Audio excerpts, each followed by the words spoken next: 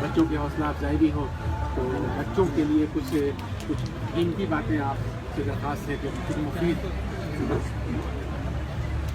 بسم اللہ الرحمن الرحیم والصلاة والسلام علی سیدنا محمد وعلی آلہ واصحابہ اجمعین.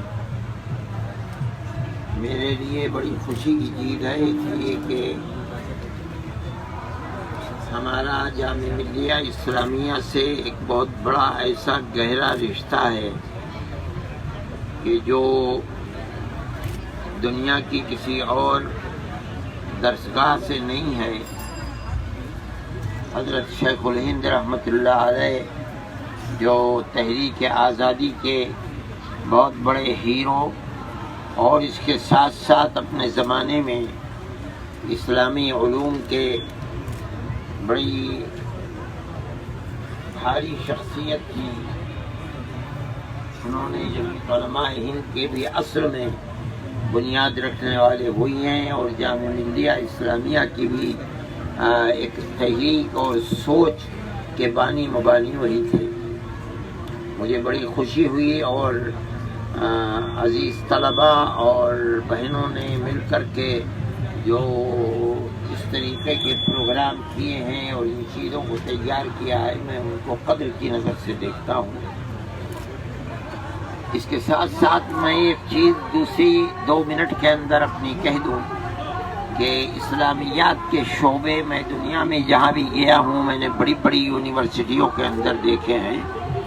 ہندوستان کے اندر بھی چاہے وہ مسلم یونیورسٹی ہو یا ہندو یونیورسٹی ہو بنارس، وہاں بھی اسلامیات کے شعبے ہیں. میں انگلینڈ میں گیا، وہاں ایکسفورڈ یونیورسٹی کے اندر ڈاکٹر فرحان تھے، میں ان کے پاس گیا، اب تو ریٹائر ہو گئے وہ. وہاں بھی اسلامیات کا شعبہ ہے.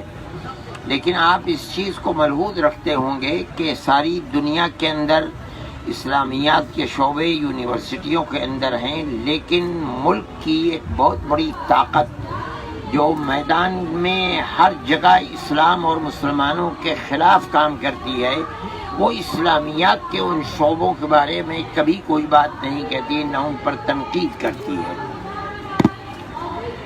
آخر اس کی کیا وجہ ہے؟ اس کے مقابلے کے اندر جو مدارس اسلامیہ ہیں جہاں اسلامی کی تعلیم دی جاتی ہے وہ ان کی تنقید کا نشانہ ہوتے ہیں. میں نے اس مسئلے کے اوپر بار بار غور کیا اور اپنے احباب سے کہا کہ اس پر غور کرنا چاہیے کہ اسی اسلام کے نام سے جو شعبے عصری یونیورسٹیوں کے اندر ہیں ان پر کوئی نہ کوئی تنقید کرتا ہے نہ ان کی مخالفت کرتا ہے.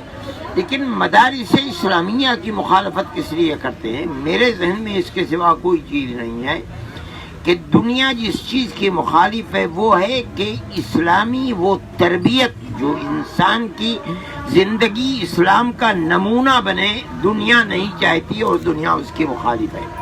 ساری دنیا کے اندر آپ کو یہی چیز ملے گی. مخالفت کی بنیاد ہے وہ مذہبی تربیت، اسلامی تربیت، یعنی وہ انسان جو اپنی زندگی کو صرف اسلام کی تعلیم ہی کی بنیاد کے اوپر زندہ رکھنا چاہتا ہے اور اسی کے اوپر مرنا چاہتا ہے، دنیا اس کی مخالفت کرتی ہے. میں یہ سمجھتا ہوں کہ جوانوں کے لیے، مسلمانوں کے لیے یہ نقطہ انتہائی اہم نقطہ ہے اور ان تعلیمات، اسلامی تعلیمات کے ساتھ یقیناً بہت بڑی چیز ہے. اس کی کوشش کرنی چاہیے کہ اسلام کی تعلیمات کا مسلمان کی زندگی ایک نمونہ بن جائے. نبی کریم علیہ الصلوۃ والسلام نے دنیا میں آ کر کے بنیادی طور پر یہی کام کیا.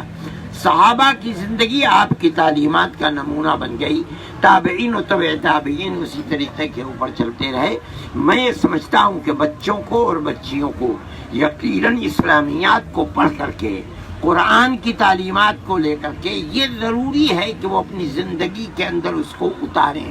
اگر اتاریں گے تو یقیناً وہ دنیا کے اندر بھی کامیاب رہیں گے، آخرت میں بھی کامیاب رہیں گے. ورنہ دنیا کو کامیابی سے ہم کنار کرنے کے لیے اسلامیات کو پڑھنا کوئی ضروری نہیں ہے، اور دوسرے علوم و فنون بھی ہیں جن سے آدمی بڑھ سکتا ہے. میں اپنے کلمات کے ساتھ تمنا رکھتا ہوں کہ اللہ تعالیٰ آپ کی اس تعلیمی ذمہ داریوں کو آپ کی مدد فرمائے اور زیادہ سے زیادہ بہتر طریقے کے اوپر آپ اپنی زندگی دنیا کے اندر گزار کر سرخ روئی کو حاصل کر سکیں۔ میں آخر میں پھر آپ حضرات کا بہت ممنون و مشکور ہوں اور دعا کے ساتھ اپنی ان کلمات کو ختم کرتا ہوں۔ اللہ سب کو کامیاب و کامران فرمائے۔ بہت بہت شکریہ، بہت قیمتی باتیں بتائیں، اور ہم یہاں تعلیم کے ساتھ ساتھ تربیت کی طرف بھی ہمارے اساتذہ زور دیتے ہیں۔ آپ کی ان باتوں جو باتیں بتائیں اس پر مزید غور کریں گے اور اس پر عمل کرنے کی کوشش ہوگی۔ شکریہ۔